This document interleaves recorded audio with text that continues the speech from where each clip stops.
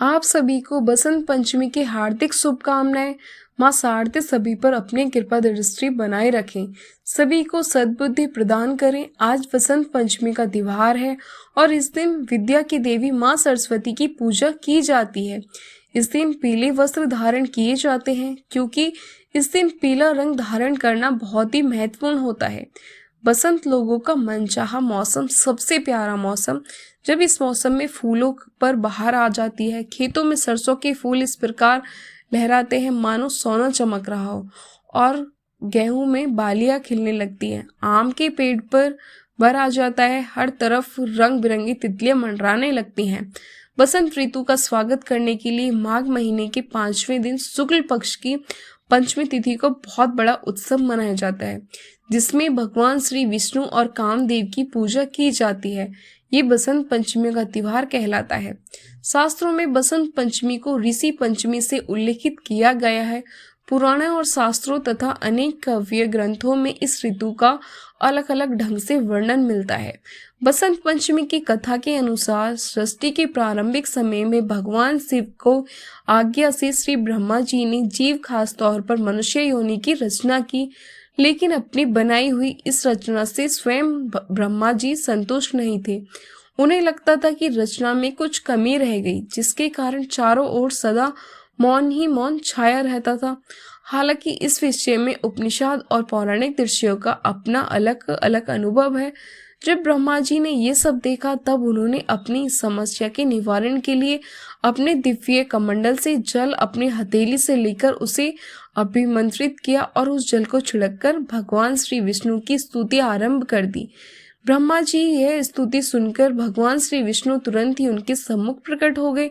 उनकी समस्या जानकर भगवान श्री विष्णु ने आदि शक्ति दुर्गा माता का आह्वान किया और विष्णु जी के द्वारा आहन होने के कारण वे भगवती दुर्गा तुरंत प्रकट हो गई। तब श्री ब्रह्मा जी और विष्णु जी ने उनसे इस संकट को दूर करने का निवेदन किया। ब्रह्मा जी तथा विष्णु जी की बातों को सुनने के बाद उन्हें आदि शक्ति दुर्गा माता के शरीर से श्वेत रंग के एक भारी दिव्य तेज उत्पन्न हुआ, जो एक दिव्य नारी के रूप में बदल गया और एक चतुर्भुज सुंदर स्त्री वहां प्रकट हुई, जिनके एक हाथ में वीणा तथा दूसरे हाथ में वर मुद्रा में अन्य दोनों हाथों में पुस्तक और माला थी। आदि शक्ति श्री दुर्गा के शरीर से उत्पन्न तेज से प्रकट होते ही उन देवी ने वीणा का मधुर नाद किया, जिससे संसार के समस्त जीव जंतुओं को वाणी प्राप्त हो गई। जलधारा में कोलाहल व्याप्त हो गया, हवा चलने से सरसराहट होने लगी। तब सभी देवी देवताओं ने शब्द और रस का संचार कर देने वाली उन देवी को वाणी की अधिराष्ट्रीय देवी भी सरस्वती कहा।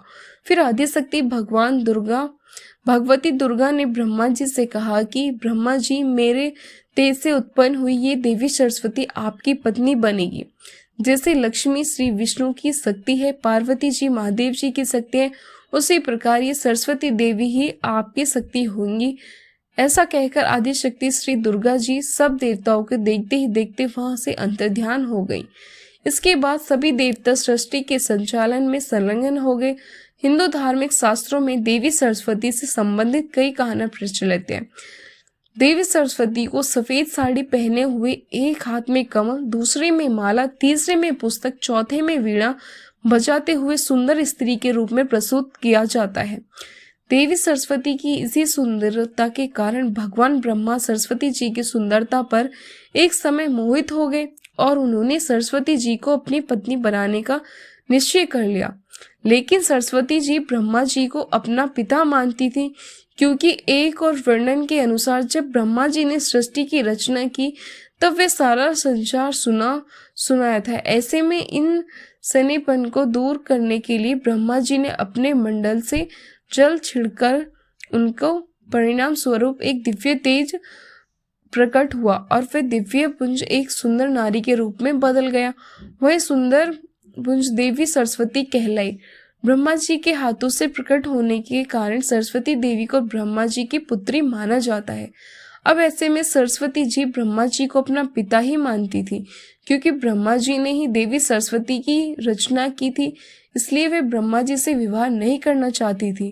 ब्रह्मा जी की दृष्टि से छुपने के लिए सरस्वती देवी ने चारों दिशाओं में छुपने का प्रयास किया, परंतु वे सफल नहीं हो सकी, इसलिए देवी सरस्वती ने स्वर्ग में छिपने का निश्चय किया। वहां भी भगवान ब्रह्मा जी आ गए और देवी सरस्वती को विवश होकर उनसे विवाह करना पड़ा। अपनी ही पुत्री से विवाह करने के कारण ब्रह्मा जी की सभी देवताओं ने बहुत आलोचना की और ब्रह्मा जी को उनके लिए की गई सजा देने के लिए सभी देवता मिलकर भगवान शिव के पास गए और ब्रह्मा जी को दंड देने के लिए कहा। भगवान शिव सभी देवताओं की बात सुनकर बहुत क्रोधित हुए, इसलिए भगवान शिव ने ब्रह्मा जी के 5वें सिर को उनके धड़ से अलग कर दिया। क्योंकि दूसरी कथा की अगर बात करें तो भगवान ब्रह्मा जी का 5वां सिर हमेशा बुरी बातों से भरा रहता है, इसलिए शिव जी ने ऐसा सिर को खत्म करना ही उचित समझा। एक और अन्य कथा के अनुसार देवी सरस्वती ने ब्रह्मा जी को श्राप दिया था कि आपकी इस पृथ्वी पर कहीं भी पूजा नहीं होगी। यही कारण है आज भी कि किसी भी पूजा पाठ में ब्रह्मा जी की पूजा नहीं की जाती, लेकिन राजस्थान की पुष्कर और तमिलनाडु को छोड़कर कहीं भी अन्यत्र हमारे देश में ब्रह्मा जी का मंदिर ही नहीं है।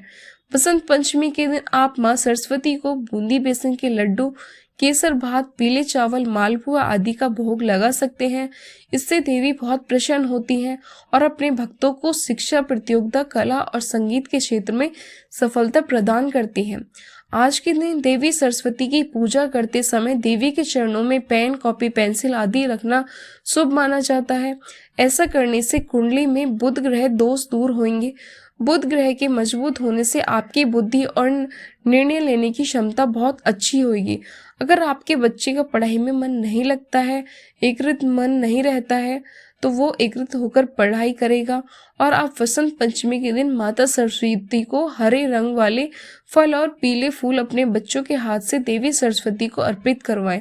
ऐसा करने से बच्चों की पढ़ाई लिखाई से संबंधित जो भी समस्या है वह दूर होगी। देवी सरस्वती को शतरूपा, वाग्देवी, बागेश्वरी, शारदा, वीणा और भारती भी कहा जाता है। वसंत पंचमी के दिन देवी सरस्वती के अलावा कामदेव और उनकी पत्नी रति की पूजा करने की भी परंपरा है। मान्यता है कि इस दिन धरती पर प्रेम और के देवता कामदेव और रति का आगमन हुआ था, जिसके वजह से वसंत ऋतु में सभी जीवों में प्रेम भाव का संचार होता है। आपको बताते हैं कामदेव और रति कौन थे और वसंत पंचमी के दिन उनकी पूजा क्यों होती है। प्रेम के देवता कामदेव भगवान श्री विष्णु और माता लक्ष्मी के पुत्र माने जाते हैं। पौराणिक कथा के अनुसार कामदेव ने समाधि में लीन शिव जी का ध्यान भंग कर दिया था, जिससे क्रोधित होकर शिव जी ने कामदेव को अपने ही दूसरे नेत्र से जलाकर भस्म कर दिया था। कामदेव को भस्म स्वरूप में देखकर उनकी पत्नी रति विलाप करने लगी। तब भगवान शिव ने उन्हें आशीर्वाद दिया कि कामदेव भाव रूप में मौजूद रहेंगे। वे मरे नहीं हैं, वे अनंग हैं, क्योंकि उनका शरीर नष्ट हो गया और वे अब बिना अंग वाले हो गए हैं। शिव जी ने द्वापर युग में कामदेव को दोबारा शरीर प्राप्त होने का वरदान दिया, जिसके बाद द्वापर युग में कामदेव को भगवान श्री कृष्ण के पुत्र प्रद्युम्न के रूप में फिर से शरीर प्राप्त हुआ। श्रोताओं, ये थी आज की कथा।